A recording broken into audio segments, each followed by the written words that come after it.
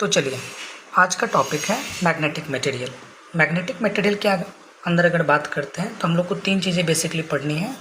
क्या क्या? डायामैग्नेटिक, दूसरा पैरामैग्नेटिक, तीसरा फेरोमैग्नेटिक। तो सबसे पहले हम लोग डायामैग्नेटिज्म को समझते हैं कि क्या कॉन्सेप्ट है। सबसे पहले ये दो एलिमेंट है, ये दोनों पे फोकस्ड करते हैं। अगर AU है जिसको गोल्ड बोलते हैं, गोल्ड का अगर इलेक्ट्रॉनिक कॉन्फ़िगरेशन देखेंगे तो ये होगा, और ये 5d10 है लास्ट वाला सेल।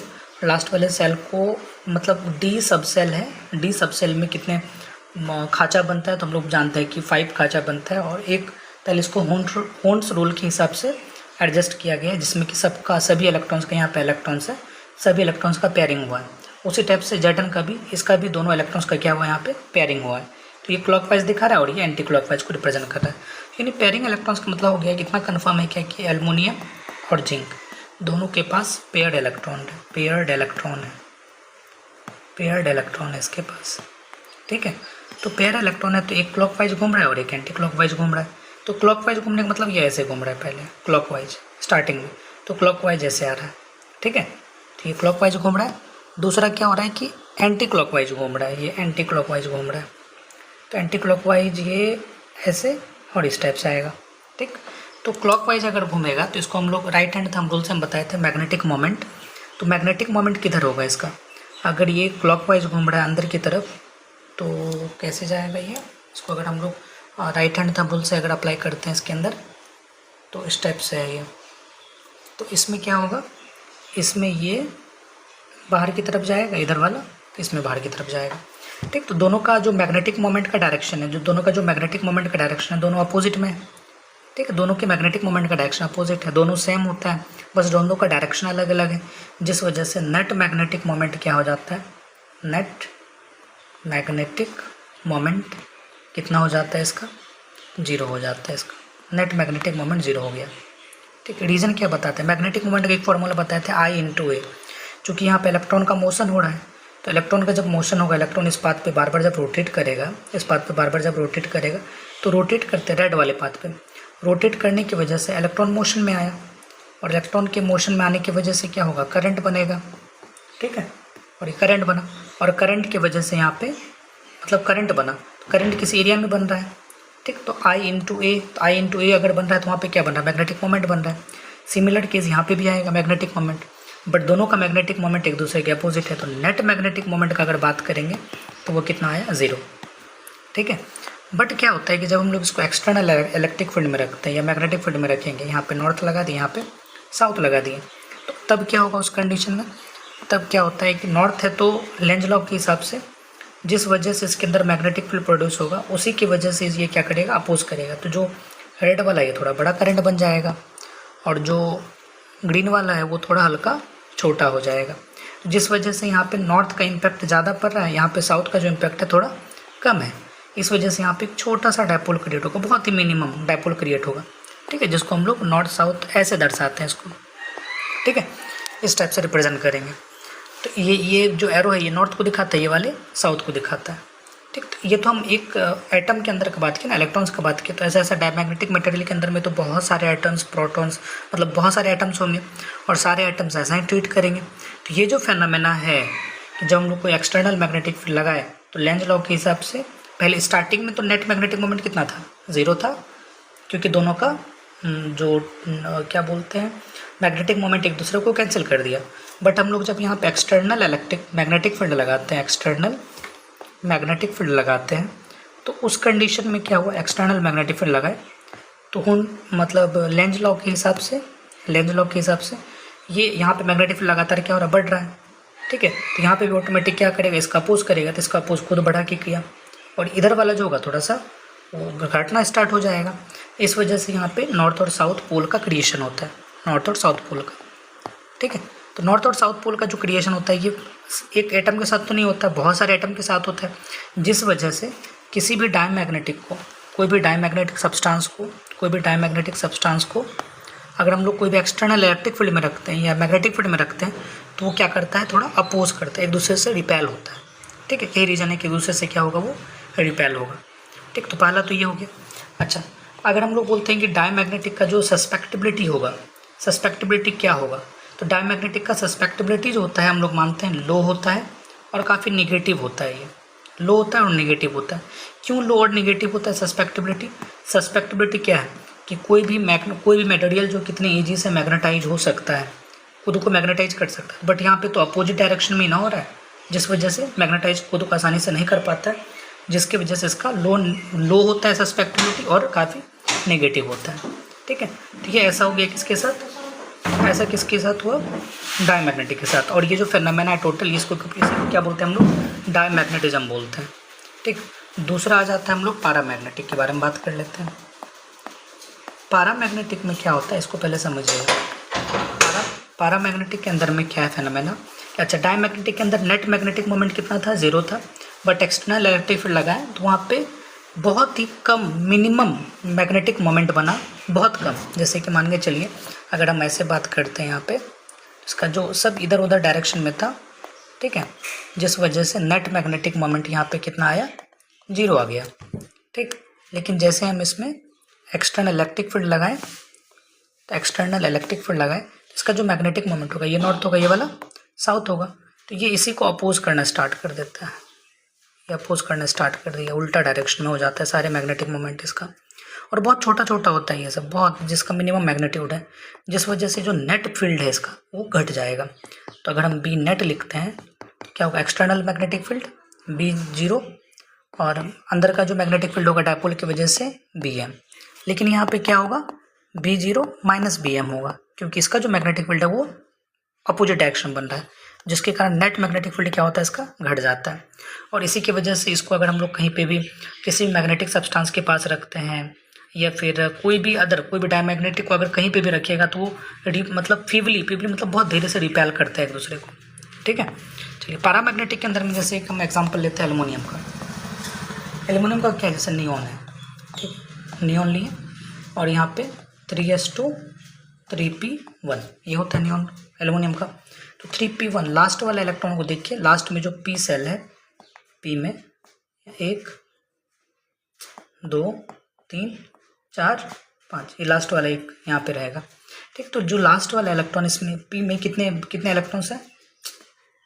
ओह, p सेल है ना, p में 3 खाचा होता है बना हुआ, तो इसमें कितने इलेक्ट्रॉन्स? 1 है। और ये क्या है? अनपेयर्ड इलेक्ट्रॉन है। यहाँ पे क्या है? ये अनपेयर्ड इलेक्ट्रॉन है। अनपेयर्ड इलेक्ट्रॉन क्या करेगा? यहाँ न्यूक्लियस है, इसके चारों ओर ऐसे चक्कर लगाएगा। तो अनपेयर्ड इलेक्ट्रॉन की वजह से क्या होगा कि यहाँ पे मैग्नेटिक मोमेंट बनेगा। तो मैग्नेटिक मोमेंट इधर बना, मान के चलिए, तो अगर ये मैग्नेटिक मोमेंट बनेगा तो अगर इधर नॉर्थ बन रहा है तो इधर क्या बन जाएगा? साउथ बन जाएगा। यहाँ पे जो मैग्नेटिक मोमेंट बन रहा है वो एग्जिस्ट कर रहा है। यहाँ नेट मैग्नेटिक मोमेंट जो होता है, अगर हम एक एटम का बात कर रहे हैं, एक एटम का अगर बात कर रहे हैं, in one atom, in a atom, है ना, एक एटम का अगर बात करेंगे, वहाँ पे नेट मैग्नेटिक मोमेंट जो होगा, नेट मैग्नेटिक मोमेंट एक एटम के अंदर में वो 0 नहीं होता है। ठीक है, बट पैरामैग्नेटिक को जब हम लोग ऐसे नॉर्मली कोई भी नॉर्मल फील्ड में रखते हैं, नॉर्मल फील्ड में रखें, देखिए कुछ कहीं पे भी नहीं है बगल में, आने के चलिए इधर उधर, तो सारे जितने भी मैग्नेटिक डायपोल यहाँ क्रिएट हो रहे हैं वो इधर उधर मूव कर रहा है, इधर उधर मूव कर रहा है सारे। ठीक है, तो इधर उधर मूव कर रहा है, जिसकी वजह से, चूंकि मैग्नेटिक मोमेंट एक वेक्टर क्वांटिटी है, जिस वजह से नेट मैग्नेटिक मोमेंट जो होगा टोटल डायमैग्नेटिक का, सॉरी पैरामैग्नेटिक का, वो 0 होगा। बट जैसे ही इसको हम लोग कहाँ पे रखते हैं? एक्सटर्नल इलेक्ट्रिक फील्ड में रखें, मैग्नेटिक मटेरियल को एक्सटर्नल इलेक्ट्रिक फील्ड में रखेंगे, जैसे ही रखेंगे इसको एक्सटर्नल इलेक्ट्रिक फील्ड में, तो क्या होगा? ये वाला मान के चलिए नॉर्थ है और ये वाला क्या है? साउथ है। ठीक है ना, ठीक, ये नॉर्थ है और ये वाला साउथ है, तो इसका जो मैग्नेटिक डायपोल मोमेंट होगा वो स्टेप से अलाइन करता है कि इसी के डायरेक्शन में लाइन हो जाता है। सारे मैग्नेटिक मोमेंट जितने भी डायपोल बन रहे हैं इसी के लाइन में, इसी के साथ अलाइन हो जाता है, जिस वजह से जो नेट मैग्नेटिक मोमेंट है, तो B0 एक्सटर्नल मैग्नेटिक फील्ड और जो यहाँ पे मैग्नेटिक फील्ड बन रहा है, दोनों क्या करता है? एक्स्ट्रा बढ़ा देता है। ठीक है, तो ये थोड़ा सा बढ़ जाता है इसके अंदर। ठीक, इसका सस्पेक्टिबिलिटी का वैल्यू कितना होगा? जीटा m जो होता है, ये आसानी से मैग्नेटाइज हो जाएगा कि नहीं होगा? हो जाता है, बट उतना भी आसानी से नहीं होता, लो होता है, बट पॉजिटिव वैल्यू होता है इसका, पॉजिटिव वैल्यू होता है, तो इसको हम लोग मैग्नेटाइज आसानी से कर पाते हैं। अब ऑब्वियस है कि यहाँ का जो अंदर का जो मैग्नेटिक फील्ड होगा, मतलब नेट जो मैग्नेटिक फील्ड होगा, नेट मैग्नेटिक फील्ड जो होगा वो एक्सटर्नल मैग्नेटिक फील्ड से क्या होगा? ज़्यादा होगा, क्योंकि इसके अंदर का जो मैग्नेटिक फील्ड भी क्या हो रहा है? घट रहा है। इसमें जो था नेट मैग्नेटिक फील्ड, यहाँ पे जो बी नेट था वो net magnetic field external magnetic field से क्या होगा, कम होगा। क्यों? क्योंकि यहाँ पे इसका डायपोल ऐसे बन रहा था कि मानो घटा ही रहा है उसको। ठीक, चलिए तो हम लोग ये डायमैग्नेटिक के बारे में पढ़े। डायमैग्नेटिक में एक्सटर्नल मैग्नेटिक फील्ड बनाने के बाद जो इसका मैग्नेटिक डायपोल है वो एक साथ अलाइन हो जाता है। ठीक है, मैग्नेटिक फील्ड के डायरेक्शन में अलाइन हो जाता है। इसलिए अगर कोई भी मैग्नेटिक ऑब्जेक्ट इसके पास रखता है तो ये फीबली क्या करता है, उसको अट्रैक्ट करता है अपनी तरफ, रिपेल नहीं करेगा बल्कि उसको अट्रैक्ट करेगा। और ये जो फेनोमेना है इसको क्या बोलते हैं हम लोग, पैरामैग्नेटिज्म बोलते हैं। ठीक, चलिए अच्छा, अगर हम इस पर हीट देना स्टार्ट करेंगे तो क्या होगा, जब हीट देंगे तो क्या होगा, मैग्नेटिक मोमेंट का जो भी यहाँ पे कंस्ट्रक्शन था, ठीक है, वो क्या होगा, डिक्रीज होने लगेगा। मतलब ये अपने आपस में वाइब्रेट करना स्टार्ट हो जाएगा। जैसे जैसे भाई ये वाइब्रेशन स्टार्ट होगा इसका, जैसे जैसे वाइब्रेशन स्टार्ट होगा वैसे वैसे डायपोल का जो अलाइनमेंट है, जो झुकाव है, वो लगातार इधर उधर डैमेज हो जाएगा। ठीक है, वाइब्रेशन की वजह से, जिसकी वजह से पैरामैग्नेटिक क्वालिटी जो होता है, पैरामैग्नेटिज्म जो होता है, वो लगातार क्या होगा, घटता जाएगा। ठीक, चलिए अब हम लोग बात करते हैं आगे किसका, फेरोमैग्नेटिक का। फेरोमैग्नेटिक के अंदर में क्या होता है, कुछ ऐसे सब्सटेंस होते हैं जिसके अंदर का जो मॉलिक्यूलर स्ट्रक्चर होता है बिल्कुल अलग होता है। जैसे कि अगर हम फेरोमैग्नेटिक के अंदर में बात करेंगे तो वो बहुत सारे छोटे छोटे रूम टाइप स्ट्रक्चर में बटा हुआ रहता है, घर टाइप स्ट्रक्चर में, जिसको हम लोग क्या बोलते हैं, डोमेन बोलते हैं। ये छोटा छोटा पार्ट है, इसको डोमेन बोलते हैं। ठीक है, इस डोमेन में सभी जितने भी मैग्नेटिक टाइप मोमेंट होते हैं ना, मैग्नेटिक मोमेंट या मैग्नेटिक डायपोल मोमेंट किसी एक पर्टिकुलर डायरेक्शन में लाइन रहते हैं एक घर में। बट अगर हम टोटल का अगर बात करेंगे, टोटल का मैग्नेटिक मोमेंट बात करेंगे तो अभी 0 है। ठीक है, सभी, और यहाँ पे ऐसे ले लेते हैं इसको, इस टाइप से रहता है कि नेट मैग्नेटिक मोमेंट बात करेंगे तो कितना हो जाएगा, इसका 0 हो जाएगा। ठीक है, तो इस टाइप से इसका अलाइनमेंट आता है, जितना ऊपर जाएगा उतना ही नीचे जा रहा है, जितना इधर जाएगा लेफ्ट जाएगा उतना ही राइट जाएगा।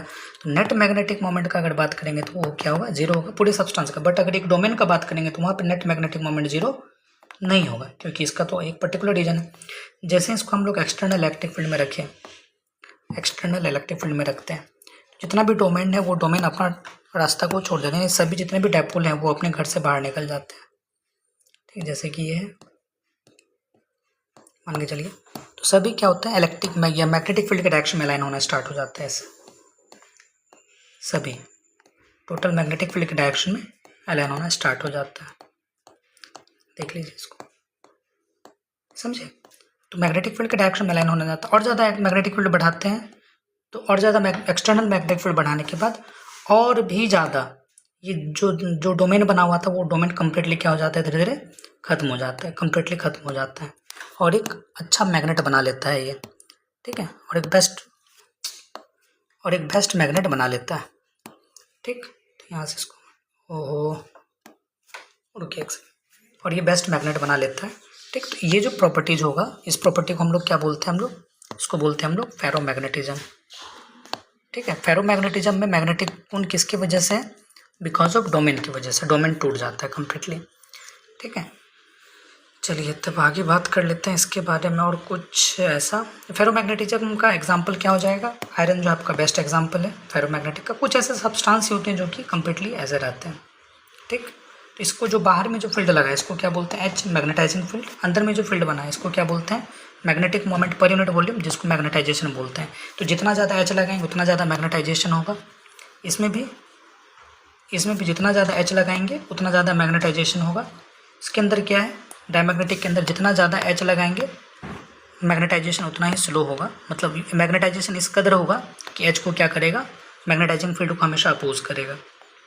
चलिए अब आगे बात कर लेते हैं थोड़ा सा, और इसके अंदर क्या छोटा है, इसमें एग्जाम्पल सब बाद में हम देखेंगे इसको अच्छे से। अच्छा, क्यूरीज टेम्परेचर, क्यूरीज लॉ क्या होता है समझिए। तो ये जो मैग्नेटिक सस्पेक्टिबिलिटी बेसिकली क्या होता है, तो मैग्नेटिक सस्पेक्टिबिलिटी होता है कि कोई भी मैग्नेटिक मटेरियल कितने आसानी से क्या हो सकता है, मैग्नेटाइज हो सकता है। तो क्यूरीज लॉ क्या बोलता है बेसिकली कि मैग्नेटिक सस्पेक्टिबिलिटी जो होता है किसी भी सब्सटेंस का, वो टेम्परेचर के इनवर्सली प्रोपोर्शनल होता है। जैसे यहाँ पे ना सभी डायपोल एक साथ अलाइन है, बट अगर हम इसमें क्या करें, टेम्परेचर देना स्टार्ट करेंगे, टेम्परेचर देने के बाद सब में काइनेटिक एनर्जी गेन होगा, काइनेटिक एनर्जी की वजह से वाइब्रेशन होगा, वाइब्रेशन की वजह से फिर रैंडम मूव करने लगेगा, जिसकी वजह से नेट मैग्नेटिक मोमेंट इसका क्या हो जाएगा, खत्म हो जाएगा। फिर इसको मैग्नेटाइज भी आसानी से नहीं कर पा रहे हैं, तो मैग्नेटाइज आसानी से जब नहीं कर पाइएगा तो उसको क्या बोलते हैं, magnetic susceptibility.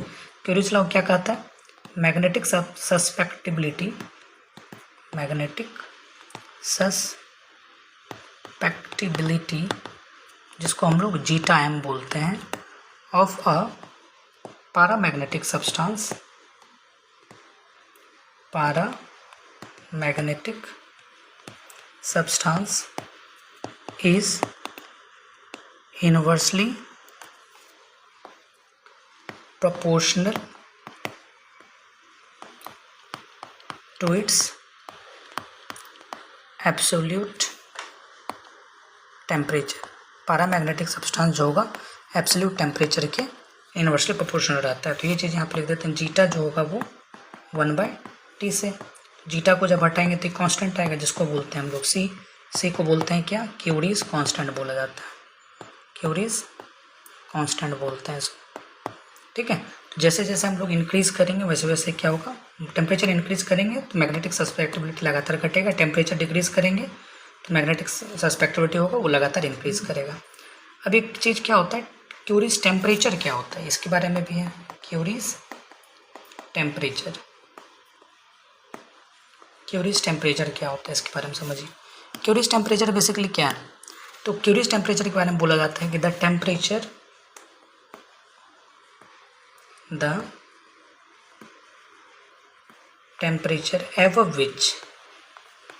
above which a ferromagnetic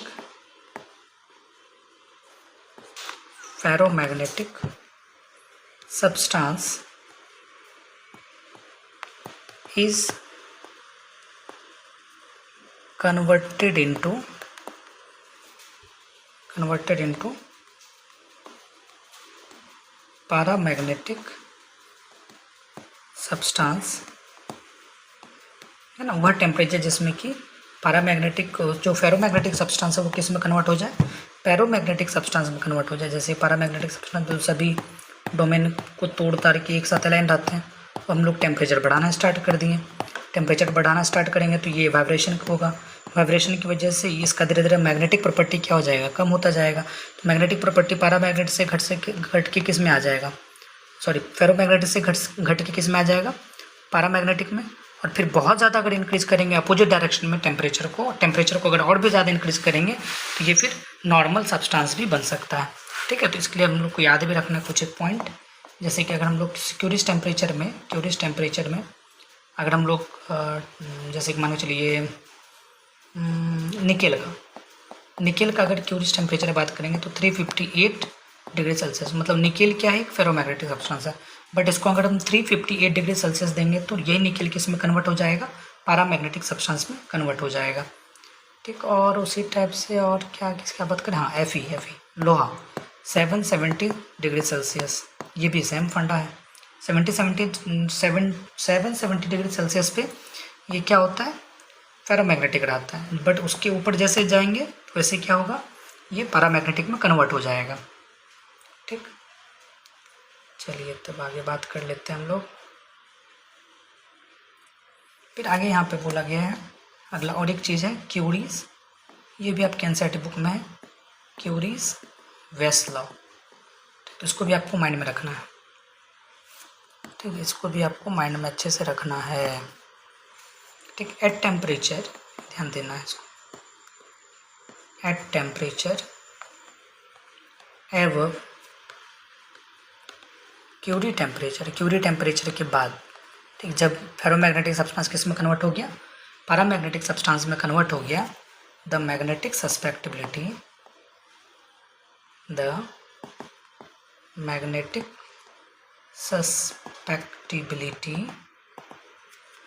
of a ferromagnetic substance का जो मैग्नेटिक सस्पेक्टिबिलिटी होगा is inversely proportional to T माइनस TC। TC क्या है, क्यूरीज टेम्परेचर है, T जितना हम टेम्परेचर बढ़ा रहे हैं, ठीक। तो वही चीज़ यहाँ पे बोला कि मैग्नेटिक सस्पेक्टिबिलिटी है, यहाँ तक तो कोई बात नहीं है, क्यूरीज टेम्परेचर तक तो फेरो का फेरो ही रहेगा, बट धीरे धीरे क्या होगा, जैसे जैसे हम टेम्परेचर इंक्रीज करेंगे वैसे वैसे जो फेरोमैग्नेटिक का जो मैग्नेटिक सस्पेक्टिबिलिटी वो लगातार घटता जाएगा। यहाँ पे टेम्परेचर इंक्रीज करने के बाद फेरोमैग्नेटिक का मैग्नेटिक सस्पेक्टिबिलिटी, इससे पहले तो ये फेरोमैग्नेटिक ही रहेगा, लेकिन क्यूरियस टेम्परेचर के बाद बढ़ाते जाइए, यहाँ से लेके माने चलिए यहाँ तक बढ़ा है, तो यहाँ माने चलिए 500 डिग्री सेल्सियस है, यहाँ तक कितना तक मान के चलते 100 डिग्री सेल्सियस, कितना का डिफरेंस है 400 डिग्री सेल्सियस जो होगा ये मैग्नेटिक सस्पेक्टिबिलिटी के इन्वर्सली, तो चीटा directly proportional 1/T minus TC। तो वही सेम चीज़ है, प्रोपोर्शनलिटी साइन हटा है तो क्या आ गया, क्यूडीज कांस्टेंट आया C T माइनस TC। ठीक, तो ये आपका हो गया मैग्नेटिक सस्पेक्टिबिलिटी। चलिए अब आगे बात कर लेते हैं हम लोग हाइसर-थेरेसिस कर्व के बारे में। तो उससे पहले हम लोग थोड़ा सा इसको जितना भी है प्रॉपर्टीज एक बार देख लें। चलिए तब इसको आप कॉपी में नोट डाउन करके याद कर सकते हो। चलिए देखिए, तो कॉज ऑफ मैग्नेटिज्म मतलब डायमैग्नेटिक क्यों होता है, तो अभी जस्ट बताया कि ऑर्बिटल मोशन ऑफ इलेक्ट्रॉन की वजह से। यहाँ पे इलेक्ट्रॉन एक्चुअल में स्पिन करता है क्योंकि एक ही इलेक्ट्रॉन रहता है, और यहाँ पे डोमेन्स की वजह से मैग्नेटिज्म क्रिएट होता है। ठीक है, राइट लगा दीजिए। उसके बाद फिर मैग्नेटिज्म का एक्सप्लेनेशन वही सेम चीज़ है, ऑर्बिटल स्पिन और ठीक है। अब behaviour of non uniform magnetic field, तो नॉन यूनिफॉर्म मैग्नेटिक फील्ड में बिहेवियर कैसा होगा, तो जब जैसे इसमें नॉन यूनिफॉर्म मैग्नेटिक फील्ड डाले तो क्या होगा, यहाँ पे रिपेल होगा क्योंकि अपोजिट मैग्नेटिक मोमेंट बन रहा था, यहाँ थोड़ा सा अट्रैक्ट करेगा और यहाँ पे स्ट्रांगली अट्रैक्ट करता है एक दूसरे को। ये स्टेट ऑफ मैग्नेटाइजेशन क्या होगा, तो दे आर वीकली मैग्नेटाइज, काफ़ी मैग्नेटाइज होते, बहुत कम मैग्नेटाइज होता है क्योंकि बी नेट जो हम लोग देखे थे उसमें क्या था, B0 माइनस BM था। इसमें क्या होगा, वीकली मैग्नेटाइज होगा, इसमें बहुत तेज़ी से मैग्नेटाइज हो जाता है आसानी से। जब हम लोग उसको यूट्यूब में रखेंगे, लिक्विड भी है और यहाँ पे नॉर्थ पोल है और साउथ पोल है, और यहाँ कोई डायमैग्नेटिक लिक्विड जैसे H2O रख दिए तो क्या होगा, नॉर्थ और साउथ यहाँ पे मैग्नेटिक फील्ड बन रहा है, तो ऑब्वियसली ये रिपेल करेगा तो ये दूर भागेगा। ये क्या होता है, नॉर्थ और साउथ है, ये पैरामैग्नेटिक सब्सटेंस थोड़ा सा अट्रैक्ट करता है तो ये ऊपर की तरफ चढ़ता है हल्का, और ये कुछ ज़्यादा ही ऊपर की तरफ चढ़ जाता है। ठीक है, on placing the gaseous material between two poles, जब इसमें हम गैसियस मटेरियल रखते हैं तो क्या होता है, गैस जो है एक्सपेंड करने लगता है मैग्नेटिक फील्ड के राइट एंगल पे। ये मैग्नेटिक फील्ड के डायरेक्शन में एक्सपेंड करता है और ये भी मैग्नेटिक फील्ड के डायरेक्शन में बहुत तेज़ी से, रीजन वही होगा, इसका मैग्नेटिक मोमेंट का दोनों का डायरेक्शन एक्सटर्नल मैग्नेटिक फील्ड के डायरेक्शन में था, बट इसका जो है ये अपोजिट डायरेक्शन में था। हम लोग बात किए थे नेट मैग्नेटिक फील्ड जो था वो क्या था, B0 माइनस BM था। तो यहाँ पे जो B0 है एक्सटर्नल मैग्नेटिक फील्ड से कम है B नेट, वही चीज़ है यहाँ पे ज़्यादा है, यहाँ पे बहुत ज़्यादा रहता है। मैग्नेटिक सस्पेक्टिबिलिटी इसको आसानी से मैग्नेटाइज नहीं कर सकते हैं, तो लगभग 1 के बराबर है, लो और नेगेटिव रहता है। ये पॉजिटिव रहता है बट लो रहता है, ये पॉजिटिव और हाई बहुत ज़्यादा रहता है। तो ये टेम्परेचर पे कोई ज़्यादा डिपेंड नहीं करता है। फेरोमैग्नेटिक सब्सटेंस जो होता है ऑन कूलिंग, मतलब पैरामैग्नेटिक सब्सटेंस को बहुत ज़्यादा अगर ठंडा करेंगे तो वो फेरोमैग्नेटिक में कन्वर्ट हो जाएगा, और पैरामैग्नेटिक सब्सटेंस को अगर बहुत ज़्यादा गर्म करेंगे तो फेरोमैग्नेटिक को बहुत ज़्यादा अगर गर्म करेंगे तो पैरामैग्नेटिक सब्सटेंस में कन्वर्ट हो जाएगा। रिलेटिव परमेबिलिटी का बात करते हैं, तो रिलेटिव परमेबिलिटी का मतलब ये अपने से, ये जो डायमैग्नेटिक सब्सटेंस ये अपने से मैग्नेटिक फील्ड को जल्दी पास होने नहीं देता है क्योंकि रिपेल करता है, तो ये इसको रिपेल करेगा इसको। तो परमेबिलिटी मतलब अपने से पास होने देना, तो इसका मैग्नेटिक परमेबिलिटी बहुत लो रहता है, इसका मैग्नेटिक परमेबिलिटी थोड़ा हाई रहता है, तो 1-2 लाइन को पास करने देता है ये। और ये तो सब लाइन को, जो भी बाहर वाला लाइन है उसको भी अपने अंदर ले लेता है बहुत ज़्यादा, तो पूरा का पूरा कंप्लीट लाइन को ये पास करने देता है, तो इसका मैग्नेटिक परमेबिलिटी बहुत ज़्यादा हाई रहता है। तो इंटेंसिटी ऑफ मैग्नेटाइजेशन देख लीजिए, तो यहाँ पे I और H एक दूसरे का अपोजिट रहता है। I मतलब मैग्नेटाइजेशन, ये वाला जो मैग्नेटाइजेशन था ये वाला I था, और यहाँ बाहर में एक्सटर्नल एक्टिव फील्ड लगाए थे। I और H एक दूसरे का अपोजिट है। इसका I और H मतलब मैग्नेटाइजिंग फील्ड और मैग्नेटाइजेशन दोनों सेम डायरेक्शन में था। इसका मैग्नेटाइजिंग फील्ड और मैग्नेटाइजेशन सेम डायरेक्शन और बहुत ज़्यादा हाई था। ठीक, IH कर्व है, इसके बारे में तीनों पढ़ सकते हैं। मैग्नेटिक मोमेंट इसका 0 होता है, इसका लो रहता है, इसका बहुत ज़्यादा हाई रहता है। ये अभी जो बताए थे ना, नॉर्थ साउथ होता है, फिर इसका पेयर रहता है ना, जिसकी वजह से मैग्नेटिक मोमेंट 0 रहता है। इसका अनपेयर रहता है तो लो रहता है। एग्जाम्पल में कॉपर है, ये सब याद रखना है आपको अच्छे से। Copper, silver, gold, zinc, bismuth, antimony, sodium chloride, H2O, air और डायमंड। मतलब aluminium, manganese, platinum, sodium, copper chloride, oxygen, crown glass, ये सब है। Fe मतलब iron, cobalt, nickel, cadmium, ferrosoferric oxide, ये सब जितने भी ये सब क्या है, डायमैग्नेटिक सब्सटेंस, सॉरी क्या बोलते हैं, पैरामैग्नेटिक, डायमैग्नेटिक और फेरोमैग्नेटिक सब्सटेंसेस। ठीक, तो इसको आप लिख सकते हैं आसानी से, तो कम्प्लीटली ईजी है, कोई बात नहीं। और ऐसे ही एग्जाम में भी लिखना अगर आता है। ठीक, ऐसा तरह से इसका पूरा हम बताएंगे क्लास में, तो उसको आप आराम से देख सकते हैं, तो उसका ज़रूरी रिक्वायरमेंट ही नहीं है कि हम वीडियो यहाँ पे अपलोड करें कुछ भी। ठीक है, तो इसका आप देख सकते हैं। फिर नेक्स्ट डे हम लोग देखेंगे magnetic effect and it's electric current and it's magnetic effect के बारे में। ठीक, तब तक के लिए रखते हैं यहीं पे, बाय।